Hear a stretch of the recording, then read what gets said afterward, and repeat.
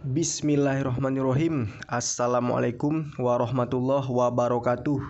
Oke kawan-kawan, kembali lagi di channel Pengusaha Muda yang berkarya. Di channel Pengusaha Muda ini khusus membahas tentang budidaya ikan gurami. Oke, dan inilah channel Pengusaha Muda ya, channel yang menginspirasi buat kawan-kawan. Oke, buat kawan-kawan yang udah mampir di channel Pengusaha Muda ini, jangan lupa di like, komen, dan di subscribe, karena subscribe itu gratis ya kawan-kawan ya. Jangan lupa di subscribe. Oke, lanjut. Bismillahirrahmanirrahim. Assalamualaikum warahmatullahi wabarakatuh. Oke kawan-kawan, di kesempatan kali ini saya akan membongkar rahasia sistem bioflok, membongkar budidaya gurami sistem bioflok. Atau kalau kalian tidak bisa memahami, bioflok ini bakal sesat ya, bioflok gurami ini bakal sesat buat kawan-kawan. Dalam tanda kutip itu kalian bisa gagal total. Oke, saya akan jelaskan dulu ya tentang budidaya ikan gurami ini, sistem bioflok versi Pengusaha Muda ya. Kenapa saya bilang bioflok gurami ini sesat? Karena panennya itu kita terkendala di panen. Terkendala di panen. Panen gurami itu 9 sampai 10 bulan. Itu dengan sistem bioflok. Tapi kalau dengan kolam konvensional itu bisa sampai 11 sampai 12 bulan. Dia 2 bulan lebih cepat. Ya, 2 bulan lebih cepat. Ini dengan ukuran benih 1 inci ya. 1 inci lebih sedikit. Jadi benihnya itu sangat kecil. Jadi itu kita bisa panen di sistem bioflok ini 9 sampai 10 bulan. Karena sudah saya share video saya yang sudah panen di usia 10 bulan itu ya. Sudah 4 on sampai 6 on ukurannya. Ya kan ya. 4 on sampai 6 on ukurannya. Oke, untuk mencapai ke titik itu, kalau kalian tidak mau sesat, jadi kalian harus bisa menguasai sistemnya. Menguasai sistemnya itu yang pertama ya. Yang pertama, sebelum tebar benih kita harus aplikasikan air seperti biasa, seperti sistem bioflok pada umumnya. Seperti bioflok ikan nila ya, pada umumnya. Tapi kalau untuk di gurami ya ada bedanya sedikit. Saya tidak memberikan kapur dolomit. Ya, tidak memberikan kapur dolomit. Kita aplikasikan seperti biasa. Tapi kalau kalian memberikan kapur dolomit pun tidak masalah ya. Karena kan itu untuk menaikkan pH. Kebetulan pH di kolam saya ini sangat bagus. Jadi tidak perlu kita tambahkan kapur dolomit. Oke, lanjut ya. Setelah kita aplikasikan sebelum tebar benih ya, seperti biasa ya. Lalu di 10 hari kita sudah bisa masuk benih. Setelah aplikasinya sudah jadi ya. Itu sudah jadi aplikasinya, 10 hari bisa masuk benih. Lalu sebulan kemudian kita melakukan aplikasi susulan. Sampai ke bulan ketiga. Kita lakukan aplikasi susulan ya. Sudah ada di video-video saya. Kalian bisa ikuti ya. Oke, setelah itu usia 5 bulan. Ya, inilah tahap-tahapannya ya, usia 5 bulan ya. Barulah kita melakukan pengurasan air total atau penyortiran ikan di usia 5 bulan. Kita melakukan kuras total airnya ya. Disinilah letaknya tadi ya, dari usia awal tebar sampai usia 5 bulan atau sampai 4 bulan ya. Kalau untuk pemula bagus 4 bulan aja udah bisa diganti air total. Jadi jangan ikuti yang sudah seperti saya, nggak perlu diikuti sampai 5 bulan ya. 4 bulan pun sudah bisa. Lalu baru kita kuras total, lalu kita sortir ikannya ya. Karena ikan gurami ini sudah pasti ukurannya ada yang 5 jari, ada yang 4 jari, bahkan ada yang sampai 3 jari. Masih 3 ukuran ya. Lalu setelah kita sortir, ini kan sistem biofloknya sudah habis, sudah kita buang semua. Lalu kita lakukan metode terbalik ini yang banyak orang tidak mengetahui ya. Metode terbalik inilah yang harus dilakukan ya, Karena kan dia panennya ini 10 bulan.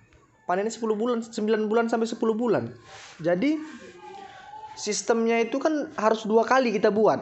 Ikan kan belum bisa panen ya, kan kawan ya. Ikan belum bisa panen. Makanya kita lakukan lagi sistem yang kedua, itu dalam metode terbalik. Metode terbaliknya saya jelaskan di sini aja ya. Sebenarnya kalau kawan-kawan ikuti video saya sudah ada, saya buat di video saya dengan dengan judul, kalau nggak salah, metode budidaya gurami metode terbalik ya, sistem bioflok. Oke, metode terbalik itu seperti apa? Metode terbalik itu kita isi air lalu kita hendapkan selama 1 kali 24 jam ya. Lalu kita masukkan ikannya ya. Kita masukkan ikan tadi yang kita sortir ke dalam kolam ya, ke dalam kolam kita itu tadi. Setelah ikan di dalam kolam, barulah kita lakukan aplikasi bioflok tadi. Nah, kenapa dibilang aplikasi bioflok metode terbalik? Karena ikannya sudah ada di dalam kolam, barulah diaplikasikan. Beda dengan yang awal tebar tadi, setelah diaplikasikan baru masuk benih. Nah, itulah dia, makanya dibilang metode terbalik. Tapi ya dengan catatan ikannya itu dibiarkan dulu 1 minggu setelah air kita isi, lalu kita diamkan 1 kali 24 jam, baru kita diamkan ikannya selama 1 minggu ya. Artinya belum kita lakukan aplikasi. Nah, gunanya untuk apa? Biar kita mengetahui ya nafsu makan ikan itu tadi seperti apa, dan kita bisa memantau progres ikan tadi, dan kita bisa melihat ada nggak ikan yang terluka akibat penyortiran. Nah, jadi kita harus tahu dulu, misalkan ada yang terluka, alangkah baiknya kita angkat, ataupun yang nampak seperti kena jamur atau sisiknya luka gitu, karena sangat berbahaya kalau kita aplikasikan dengan sistem bioflok. Karena sistem bioflok itu sistem bakteri ya, kita mengolah air ya. Nah, jadi seperti itu, mengolah flok atau makhluk hidup. Nah, jadi setelah 1 minggu tadi baru bisa kita aplikasikan. Setelah ikannya sehat, makannya bagus, progresnya bagus, baru kita aplikasikan lagi. Kita berikan garam ya. Kita berikan garam dulu secukupnya. Untuk kolam diameter 3 kita berikan secukupnya. Lalu kita berikan tadi probiotiknya. Nah, setelah itu baru kita berikan molase. Molase itu untuk makanan bakterinya tadi ya. Ini dilakukan sampai 3 kali berturut-turut. Misal di bulan pertama kita aplikasikan, lalu di bulan kedua kita aplikasikan susulan lagi sampai di bulan ketiga. Nah, jadi sangat jelas ya kawan-kawan ya, aplikasi metode terbaliknya. Jadi supaya nggak keliru, supaya tidak sesat, supaya tidak gagal ya. Sesat ini maksudnya biar supaya jangan gagal. Kalau udah gagal ya jadinya sesat. Nah, seperti itu kan ya. Makanya dalam berbudidaya gurami ini tidak mudah ya. Tidak mudah. Beda dengan ikan lele, beda dengan ikan nila. Kalau ikan lele atau ikan nila itu 1 kali aplikasi sudah bisa sampai panen. Dalam arti 1 kali aplikasi sebelum tebar benih, lalu aplikasi susulan yang ketiga, sudah selesai, bisa sampai panen.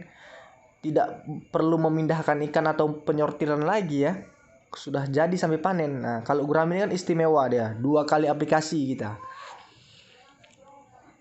Jadi penjelasannya seperti itu kan kawan. Jadi bioflok gurami ini bisa dikatakan sesat kalau tidak bisa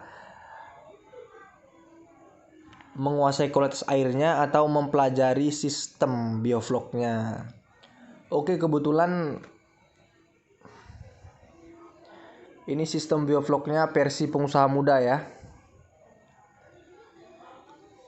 Karena yang muda yang berkarya ya kan kawan ya.